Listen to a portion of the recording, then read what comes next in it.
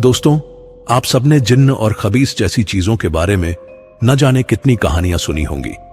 अक्सर वही पुरानी बातें और वही घटनाएं बार बार दोहराई जाती हैं, जो अलग अलग कहानी कहने वालों की जुबानी हम तक पहुंचती हैं। लेकिन आज जो दास्तान मैं आप सबके सामने पेश कर रहा हूं, वह सच में सबसे अलग है। मुझे पूरा यकीन है कि यह कहानी आप सबके दिल को छू लेगी। इसलिए आप सबसे गुजारिश है कि इसे बिना काटे पूरा सुनिएगा, ताकि आप इस कहानी को अच्छे से महसूस कर सकें। अगर आपको मेरी मेहनत पसंद आए तो बस इतना चाहूंगा कि आप इस चैनल को डरावनी डायरी को सब्सक्राइब करके मुझे सहारा दें और इस वीडियो को लाइक करना न भूलें। तो चलिए कहानी शुरू करता हूं। यह घटना साल 2001 की है। मैं उस जगह का नाम नहीं बताऊंगा जहां यह हुआ था। हमारे शहर में एक स्कूल के टीचर थे जिन्हें सब रहीम चाचा कहते थे। यह कहानी उन्हीं के घर की है। रहीम चाचा के परिवार में सिर्फ वो, उनकी बेगम और उनकी एक बेटी थी जिसका नाम रिहाना था। रिहाना उनकी अकेली संतान थी। उनका घर परिवार खुशहाल था, एक साधारण और मध्यम वर्गीय परिवार, पर सब खुश रहते थे। रहीम चाचा 5 वक्त की नमाज पढ़ते थे। आप कह सकते हैं कि उनका परिवार बहुत धार्मिक और अच्छी सोच वाला था। रिहाना देखने में बहुत प्यारी थी। आप कह सकते हैं कि वह किसी फिल्म की हीरोइन जैसी लगती थी। वह पास के ही कॉलेज में 12वीं की पढ़ाई कर रही थी। रिहाना पढ़ाई में बहुत ही होशियार थी और उसने कभी अपने माता पिता को महसूस नहीं होने दिया कि उनके घर में बेटा नहीं है। वह हमेशा अपने मां बाप का कहना मानती थी और रहीम चाचा को उस पर बहुत नाज था। लेकिन जल्द ही उनका खुशहाल घर किसी की बुरी नजर का शिकार होने वाला था। बारिश का मौसम था और रिहाना को माहवारी हो रही थी। उस रात रहीम चाचा के घर में किसी बात पर बहस चल रही थी।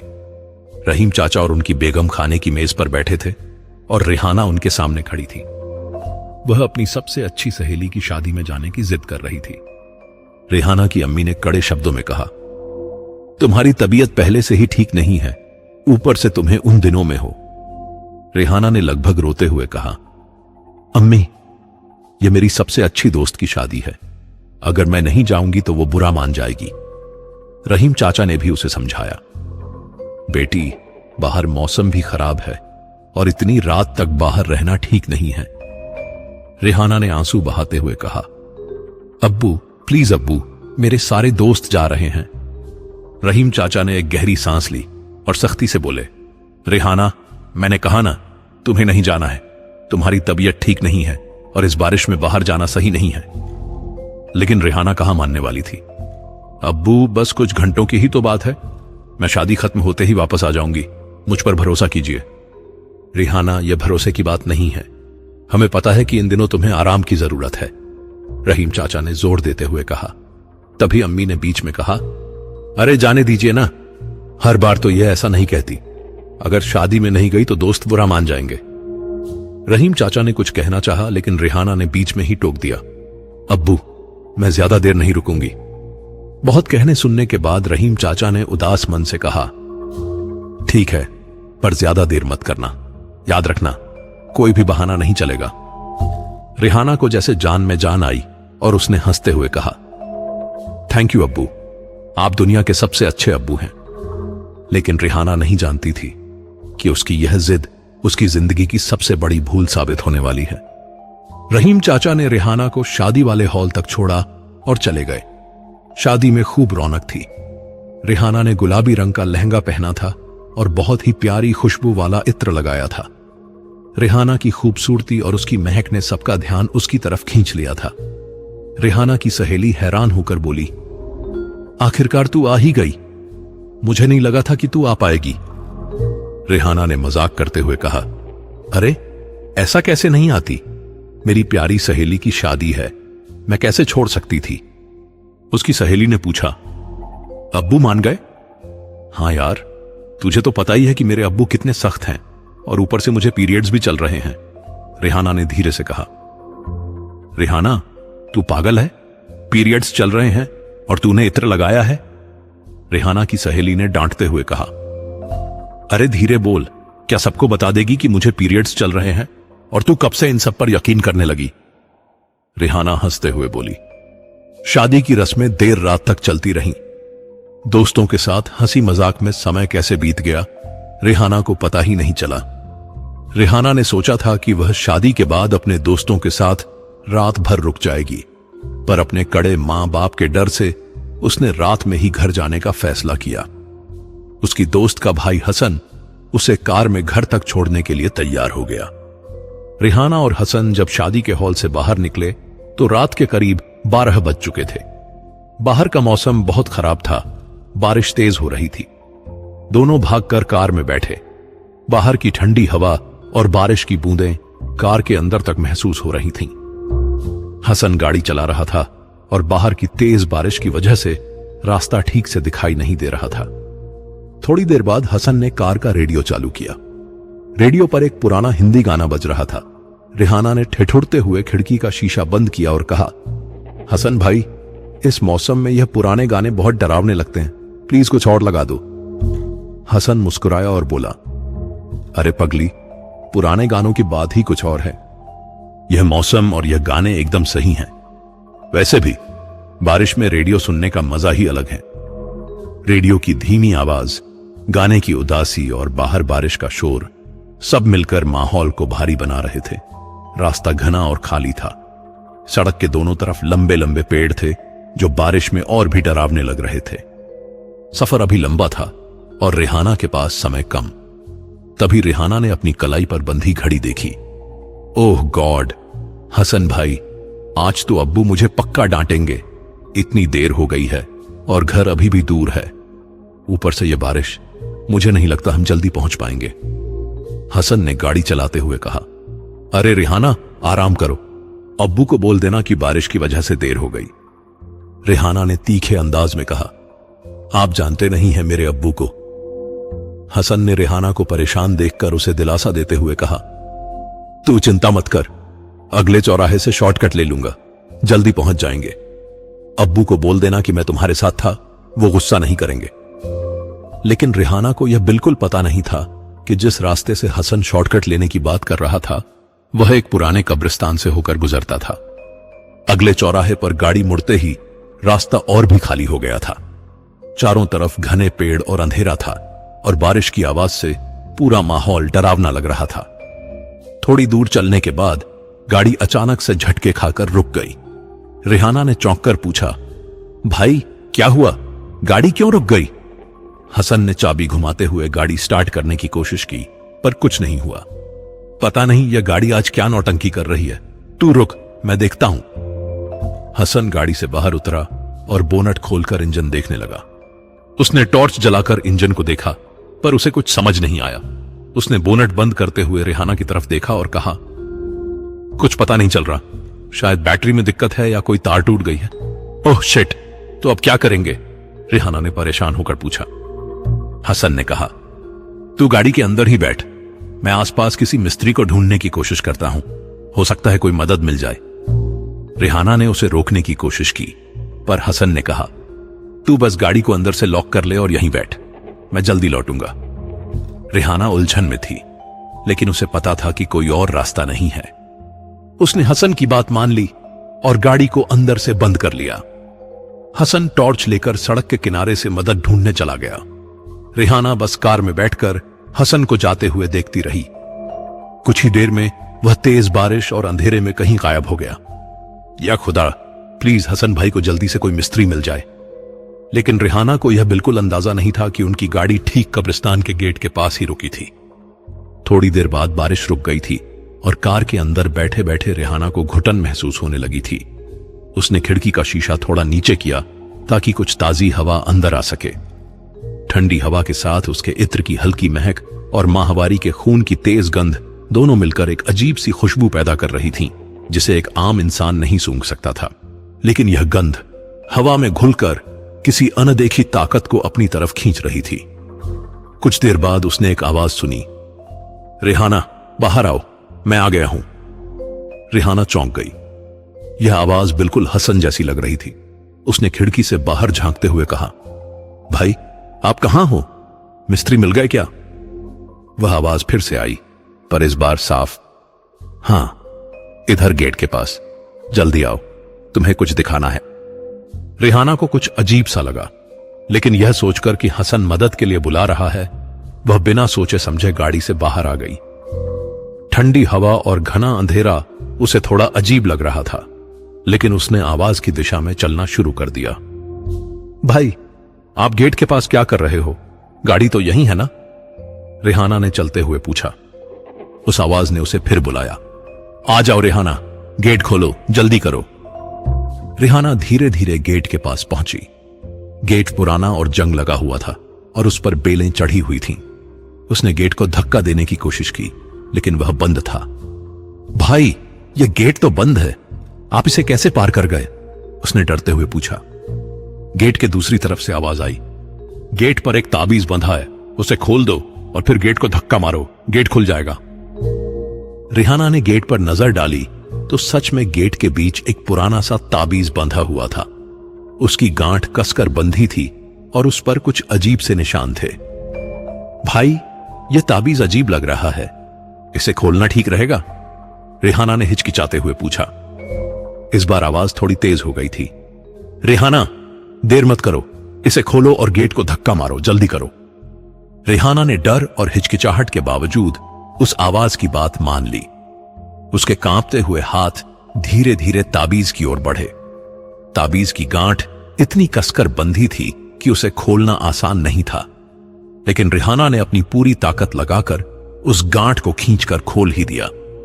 तभी गेट के उस पार से एक गूंजती हुई आवाज सुनाई दी। शाबाश रेहाना, अब गेट को धक्का मारो, जल्दी। रेहाना ने कांपते हुए हाथों से गेट को हल्के से धक्का दिया। गेट एक भारी चरमराहट के साथ खुला। अनजाने में रेहाना ने उस मनहूस गेट को खोल दिया था, जिसके पीछे बरसों से कुछ दबा हुआ था, कुछ ऐसा जो जागने का इंतजार कर रहा था। जैसे ही कब्रिस्तान का गेट खुला, रेहाना को अपने शरीर में एक झटका सा लगा। उसकी आंखों में एक अजीब सा खालीपन आ गया और वह बिना कुछ सोचे, बिना इधर उधर देखे सीधे अंदर की ओर चलने लगी। उसके कदम भारी थे, लेकिन ऐसा लग रहा था जैसे वह किसी गहरी नींद में हो या किसी अनदेखी ताकत के इशारे पर चल रही हो। उसके चेहरे पर एक अजीब सी शांति थी, एक डरावनी शांति, जैसे वह किसी के बस में हो। अचानक रेहाना को लगा कि किसी ने उसके कंधे पर धीरे से हाथ रखा है। वह पलटकर जब पीछे मुड़ी तो वहां हसन खड़ा था। यहां कब्रिस्तान में क्या कर रही हो? मैंने कहा था कि जब तक मैं वापस न आऊं तब तक कार में इंतजार करो। क्या तुम पागल हो गई हो? हसन की आवाज में गुस्सा और चिंता दोनों साफ झलक रहे थे, लेकिन रेहाना चुपचाप उसे देख रही थी। उसकी आंखें अब भी खाली थीं और उसके होंठों पर एक अजीब सा कंपन था, जैसे वह कुछ कहना चाहती हो, लेकिन उसकी आवाज गले में अटक गई हो। हसन ने उसके कंधे को धीरे से हिलाया। ठीक हो गई है, मिस्त्री ने सब ठीक कर दिया है, चलो तुम कार में बैठो। लेकिन रेहाना की हालत अब भी अजीब थी। वह हसन की तरफ देख तो रही थी, पर ऐसा लग रहा था जैसे उसकी बात सुन ही नहीं रही हो। हसन ने उसका हाथ पकड़कर हल्के से झटका दिया। रेहाना, मैं तुमसे बात कर रहा हूं, चलो यहां से, मैं मजाक नहीं कर रहा, गाड़ी में बैठो।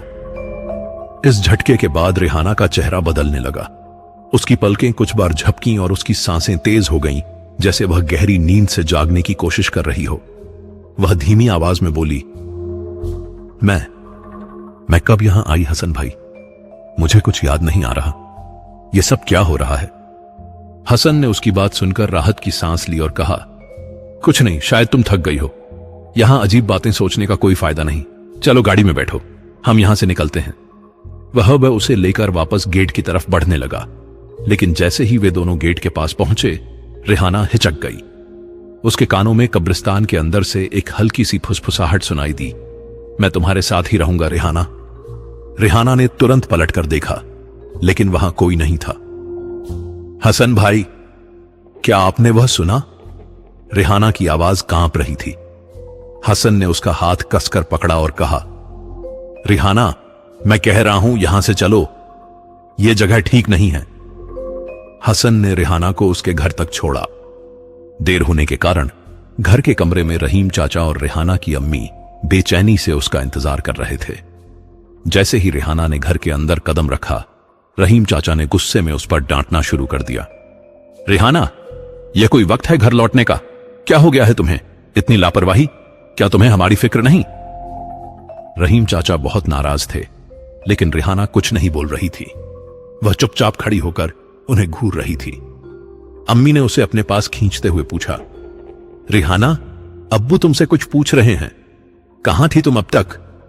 लेकिन रिहाना ने कुछ नहीं कहा। वह अब भी बिना पलक झपकाए उन्हें देखे जा रही थी। उसकी इस हरकत से रहीम चाचा और अम्मी दोनों घबरा गए। रहीम चाचा ने पास आकर रिहाना के कंधे को पकड़ते हुए कहा, रिहाना, जवाब दो, यह क्या हरकत है? अचानक रिहाना ने एक गहरी और भारी आवाज में कहा, मुझे क्यों परेशान कर रहे हो? मैं छोटी बच्ची नहीं हूं। मुझे पता है मुझे क्या करना है और क्या नहीं। रिहाना की इस बात को सुनकर दोनों हैरान थे। उसने कभी अपने मां बाप से ऊंची आवाज में बात नहीं की थी। रिहाना का चेहरा गुस्से से लाल हो रहा था। वह बिना कुछ कहे अपने कमरे की तरफ बढ़ने लगी। रिहाना, यह क्या बर्ताव है तुम्हारा? तुम इतनी बदतमीज और लापरवाह कैसे हो सकती हो? रहीम चाचा गुस्से से चिल्लाए। यह सुनकर रिहाना अचानक रुक गई। उसने धीरे से अपना सिर घुमाया और रहीम चाचा की ओर देखते हुए कहा, अपनी बकवास बंद कर बुढ़े, मुझे अकेला छोड़ दे।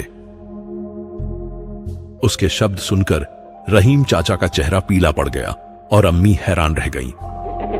रिहाना, एक थप्पड़ मारूंगी अभी, जुबान चला रही है क्या? यही तहजीब सिखाई है हमने? अम्मी ने गुस्से में चिल्लाया। रिहाना ने उनकी ओर मुड़ते हुए कहा, यह बुढ़िया, तू मारेगी मुझे? दम है तो मुझे छूकर दिखा। इतना कहकर रिहाना ने अपने कमरे का दरवाजा जोर से बंद कर लिया।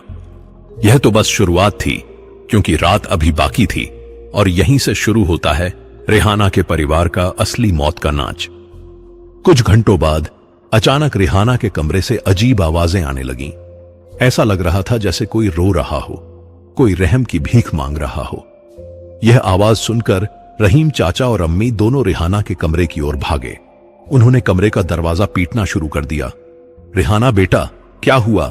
दरवाजा खोलो। लेकिन रिहाना की तरफ से कोई जवाब नहीं आ रहा था। सिर्फ उसकी दर्द भरी चीखें और रोने की आवाजें सुनाई दे रही थीं। रहीम चाचा ने अपने कंधे से उस दरवाजे को तोड़ने की कोशिश की, लेकिन वह ऐसा जम गया था जैसे वह कोई दरवाजा नहीं, बल्कि कोई पत्थर की दीवार हो। रिहाना की अम्मी घबराकर घर के बाहर भागी ताकि रिहाना के कमरे की खिड़की से अंदर देख सकें कि आखिर अंदर क्या चल रहा है। जब उन्होंने खिड़की से कमरे के अंदर झांका तो वह सहम गई, क्योंकि जो दृश्य उन्होंने देखा वह इतना खौफनाक था कि कोई भी मां बाप उसे देखना तो दूर, उसकी कल्पना तक नहीं कर सकते थे। वहां रिहाना हवा में तैर रही थी, पूरी तरह नंगी, और उसके पूरे शरीर पर गहरे घाव के निशान थे। ऐसा लग रहा था जैसे कोई अनदेखी ताकत उसके साथ कुछ गलत करने की कोशिश कर रही हो, कुछ बहुत ही गंदा। सीधे शब्दों में कहूं तो कोई उसके साथ जबरदस्ती कर रहा था। रिहाना बस चीख रही थी, चिल्ला रही थी और अपने हाथों से अपने गुप्तांग को छुपाने की कोशिश कर रही थी। रिहाना की अम्मी भागती हुई रहीम चाचा के पास गईं और पूरी घटना बता दी। रहीम चाचा सदमे में थे और खुद को बिल्कुल लाचार महसूस कर रहे थे। रहीम चाचा ने दरवाजा खोलने की हर संभव कोशिश की, लेकिन वह नाकाम रहे। अंदर से रिहाना की चीखें दिल दहला रही थीं और बाहर उसके मां बाप बिलख बिलख कर रो रहे थे। कौन से मां बाप शांत रह सकते हैं जब उनकी आंखों के सामने उनकी बेटी के साथ कुछ ऐसा हो रहा हो? लेकिन वह कर भी क्या सकते थे? उनकी बेबसी का हर पल उन्हें अंदर से तोड़ रहा था। लेकिन कुछ देर बाद अचानक चीखें रुक गईं और पूरे घर में एक मनहूस खामोशी छा गई, जैसे कमरे में कुछ हुआ ही न हो। रहीम चाचा ने खुद को संभाला और अपने आंसू पोंछते हुए कमरे की तरफ बढ़े। जैसे ही उन्होंने दरवाजे को छुआ तो देखा कि दरवाजे का ताला अब खुला हुआ है। उन्होंने हिम्मत जुटाकर कमरे के अंदर कदम रखा। कमरे में हर चीज बिखरी हुई थी। उन्होंने देखा कि रिहाना कमरे के एक कोने में जमीन पर पड़ी हुई थी। वह पूरी तरह नंगी थी और उसके मूत्र मार्ग और मल मार्ग से खून बह रहा था। यह भयानक नजारा देखकर रहीम चाचा डर गए और भागते हुए रिहाना के पास पहुंचे। उसकी यह हालत देखकर उनकी आंखों से आंसू बहने लगे। उन्होंने जल्दी से बिस्तर पर रखा कंबल उठाया और रिहाना के शरीर को ढक दिया। रिहाना बेहोश थी। रहीम चाचा और उसकी अम्मी ने उसे होश में लाने की बहुत कोशिश की। उसके चेहरे पर पानी के छींटे मारे, उसे पुकारा, लेकिन उसका शरीर कोई हरकत नहीं कर रहा था। घबराहट में उन्होंने तुरंत अपने फैमिली डॉक्टर को बुला लिया। कुछ ही देर में डॉक्टर भी आ गए। उन्होंने रेहाना की हालत देखी, उसका मुआयना किया और कहा, रहीम भाई, यह बहुत भयानक अत्याचार है। उसके प्राइवेट पार्ट्स बाहरी और अंदरूनी रूप से बुरी तरह से घायल हैं। आप लोग इसे जल्दी से अस्पताल ले चलिए और हां, पुलिस को भी बता दीजिए। रेहाना को अस्पताल ले जाया गया और वहां मौजूद सभी डॉक्टर उसकी हालत देखकर तुरंत इलाज में लग गए। उसकी चोटें इतनी भयानक थीं कि किसी ने भी अब तक ऐसा केस नहीं देखा था, क्योंकि घाव अंदरूनी थे, जिससे खून के बहाव को रोकना आसान नहीं लग रहा था। रहीम चाचा और अम्मी दोनों परेशान होकर अस्पताल के इंतजार वाले कमरे में बैठे थे। थोड़ी देर में पुलिस भी अस्पताल पहुंच गई। इंस्पेक्टर ने रहीम चाचा और अम्मी से घटना के बारे में सवाल करना शुरू किया। अम्मी ने रोते हुए घर में जो कुछ हुआ था वह सब विस्तार से बताने की कोशिश की, लेकिन पुलिस इंस्पेक्टर को यह बात हजम नहीं हो रही थी। मतलब, आप यह कहना चाह रहे हैं कि किसी अदृश्य या अनजान शक्ति ने उसके साथ यह दरिंदगी करने की कोशिश की? इससे बचकानी और बेतुकी बात मैंने कभी नहीं सुनी। सच सच बताइए, क्या आप दोनों कुछ छुपा रहे हैं? इंस्पेक्टर ने उनसे सख्ती से पूछा। साहब, अल्लाह की कसम, हम कुछ नहीं छुपा रहे हैं। जो कुछ भी हमने देखा वही कह रहे हैं। हमें खुद यकीन नहीं हो रहा कि यह सब कैसे हुआ। रहीम चाचा ने घबराते हुए जवाब दिया, लेकिन इंस्पेक्टर उनकी बातों से संतुष्ट नहीं हुआ। उसने गहरी नजरों से दोनों को देखा और चेतावनी देते हुए कहा, ऐसे झूठ बोलने से बच नहीं जाओगे। अगर सच में तुमने कुछ किया है तो अच्छा होगा खुद मान लो। साहब, हम पर इल्जाम मत लगाइए। हम तो खुद समझ नहीं पा रहे कि यह सब कैसे हुआ। हमारी रेहाना के साथ ऐसा कौन कर सकता है? अम्मी ने रोते हुए हाथ जोड़ लिए। पुलिस के लिए यह बात समझना मुश्किल हो रहा था। इंस्पेक्टर ने अपने साथी अधिकारियों से कहा, मामला सीधा नहीं है, कुछ तो गड़बड़ है। घर जाकर एक बार छानबीन करनी पड़ेगी। रहीम चाचा और अम्मी की लाचारी साफ झलक रही थी, लेकिन पुलिस की नजरों में उनका शक गहराता जा रहा था। अब सब कुछ इस पर निर्भर था कि आगे की जांच में क्या सामने आता है। पुलिस कांस्टेबल की टीम रेहाना के घर पहुंची। उन्होंने पूरे घर की बारीकी से तलाशी ली, हर कमरे और हर कोने को खंगाला, लेकिन उन्हें वहां से कोई भी सुराग नहीं मिला। न कोई सबूत और न ही कोई संकेत जो इस भयानक घटना की गुत्थी सुलझा सके। पूरे घर की जांच पड़ताल के बाद इंस्पेक्टर ने रेहाना के माता पिता को तुरंत गिरफ्तार करने का आदेश दिया। अस्पताल में रेहाना की अम्मी और अब्बू उसकी हालत को लेकर पहले ही गहरे सदमे में थे, लेकिन जब पुलिस वहां पहुंची और उन्हें गिरफ्तार करने का इरादा जाहिर किया तो उनके होश उड़ गए। अम्मी ने रोते हुए कहा, साहब, आप हमें क्यों गिरफ्तार कर रहे हैं? हमारी बच्ची अस्पताल में जिंदगी और मौत से जूझ रही है और आप हमें ही दोषी ठहरा रहे हैं। रहीम चाचा ने गिड़गिड़ाते हुए कहा, यह नाइंसाफी है साहब, हमने कुछ नहीं किया। हमें खुद समझ नहीं आ रहा कि यह सब कैसे हुआ। हमारा यकीन करो। लेकिन इंस्पेक्टर ने उनकी कोई बात नहीं सुनी। उन्होंने सख्त अंदाज में कहा, तुम्हारे घर की तलाशी में कुछ भी संदिग्ध नहीं मिला, लेकिन जो कहानी तुमने बताई है वह जितनी अजीब है उतनी ही झूठी लगती है। जो भी सच है वह अब थाने में ही पता चलेगा। ले चलो इनको। कांस्टेबल्स ने दोनों को अस्पताल से गिरफ्तार किया और गाड़ी में बैठाकर थाने ले गए। रेहाना मौत और जिंदगी के बीच जंग लड़ रही थी और वहीं दूसरी तरफ रहीम चाचा और रेहाना की अम्मी हवालात में बंद थे। पूछताछ शुरू हो चुकी थी। पुलिस लगातार उन पर सच्चाई बताने का दबाव डाल रही थी, लेकिन रहीम चाचा और अम्मी बार बार वही बात दोहरा रहे थे। तभी अचानक रहीम चाचा को कुछ याद आया। साहब, अभी मुझे याद आया। इंस्पेक्टर ने ताना मारते हुए पूछा, अब कौन सी नई कहानी बना रहे हो? रहीम चाचा ने जवाब दिया, साहब, कहानी नहीं हसन। हां, वही रेहाना को घर छोड़ने आया था। इंस्पेक्टर ने उत्सुकता से पूछा, अब ये हसन कौन है? साहब, हसन मेरी बेटी की सहेली का भाई है। वही रेहाना को शादी से घर छोड़ने आया था। यह सब उसी के लौटने के बाद शुरू हुआ। इंस्पेक्टर ने गंभीरता से पूछा, तो तुम्हारा मतलब है कि यह सब कुछ उस हसन से जुड़ा हो सकता है? साहब, मुझे पक्का तो नहीं पता, लेकिन रेहाना जब से उस शादी से लौटी है तब से वह कुछ बदली बदली सी लग रही थी। शायद हसन कुछ जानता हो। इंस्पेक्टर ने तुरंत अपने साथियों को आदेश दिया, इस हसन को थाने बुलवाओ फौरन।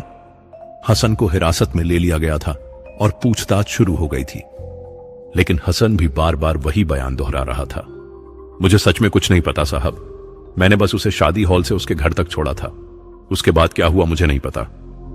इंस्पेक्टर ने जोर देते हुए कहा, देख हसन, तू सच बता दे, नहीं तो यह पूछताछ तुझे बहुत भारी पड़ने वाली है। हसन के माथे पर पसीना साफ दिख रहा था। साहब, मैंने कुछ नहीं किया, आप लोग बेवजह मुझे फंसा रहे हैं। इंस्पेक्टर गुस्से में था। बेवजह? उस लड़की के साथ दरिंदगी हुई है, उसका बलात्कार हुआ है और उसके पीछे कोई ना कोई कड़ी जुड़ी हुई है, और वह कड़ी तू है। सच बताने में जितनी देर करेगा उतनी देर जेल में सड़ेगा, इंस्पेक्टर चिल्लाते हुए बोला। हसन ने घबराते हुए कहा, साहब मेरी बात पर यकीन करो, रिहाना मेरी बहन की दोस्त है, मैं उसे भी अपनी बहन की तरह ही समझता हूं, मैं रिहाना के साथ यह करने की सोच भी नहीं सकता।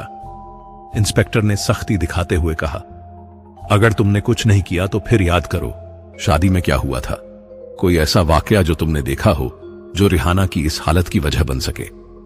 हसन ने गहरी सांस लेते हुए कहा, साहब शादी में सब कुछ ठीक ही लग रहा था, रिहाना खुश थी, मैंने वहां ऐसा कुछ भी अजीब नहीं देखा। लेकिन साहब अब मुझे याद आया, हमारी गाड़ी रास्ते में पुराने कब्रिस्तान के पास रुक गई थी, कार में कुछ खराबी आ गई थी और मुझे मिस्त्री ढूंढने जाना पड़ा था। जाते वक्त मैंने रिहाना से साफ कहा था कि वह गाड़ी से बाहर न निकले, लेकिन जब मैं वापस लौटा तो वह कब्रिस्तान के अंदर थी। वह गेट जो सालों से बंद था, रिहाना ने न जाने कैसे खोल लिया था। मुझे खुद अपनी आंखों पर यकीन नहीं हुआ। जब मैंने उससे बात करने की कोशिश की तो वह अजीब सा बर्ताव कर रही थी। मैंने सोचा शायद वह थक गई है, लेकिन अब मुझे यकीन है साहब, रिहाना के साथ जो भी हुआ है वह साधारण नहीं है, यह किसी शैतानी ताकत का काम है। इंस्पेक्टर हसन के बयान से परेशान हो चुका था। उसने गुस्से में अपनी लाठी उठाई और धमकाते हुए कहा, क्या बकवास कर रहा है, कब्रिस्तान, शैतानी ताकतें, हमें बेवकूफ समझ रखा है क्या? अब तेरी इस कहानी का असली इलाज होगा। तभी अचानक पुलिस स्टेशन का टेलीफोन बज उठा। एक कांस्टेबल ने फोन उठाया। Hello police station. क्या? यह कैसे हो सकता है? ठीक है, आप घबराइए मत, हम तुरंत आते हैं। इतना कहकर कांस्टेबल ने फोन रख दिया और तेजी से इंस्पेक्टर के पास भागा। उसके चेहरे पर बेचैनी साफ झलक रही थी। कांस्टेबल ने घबराई हुई आवाज में कहा, साहब फोन अस्पताल से था। इंस्पेक्टर ने चिढ़ते हुए पूछा, क्या हुआ, लड़की होश में आ गई क्या? साहब लड़की होश में तो आ गई है, लेकिन डॉक्टर कह रहे हैं कि वह अजीब अजीब हरकतें कर रही है। और क्या? इंस्पेक्टर ने तेज आवाज में पूछा। कांस्टेबल ने घबराते हुए कहा, और वह खुद को चोट पहुंचा रही है, अपने गुप्तांग को नोच नोच कर खुद को जख्मी करने की कोशिश कर रही है। इंस्पेक्टर कुछ पल के लिए चुप हो गया, फिर उसने तेज आवाज में कहा, तुरंत जीप निकालो, हमें अस्पताल जाना होगा, और रिहाना के मां बाप को भी साथ ले चलो।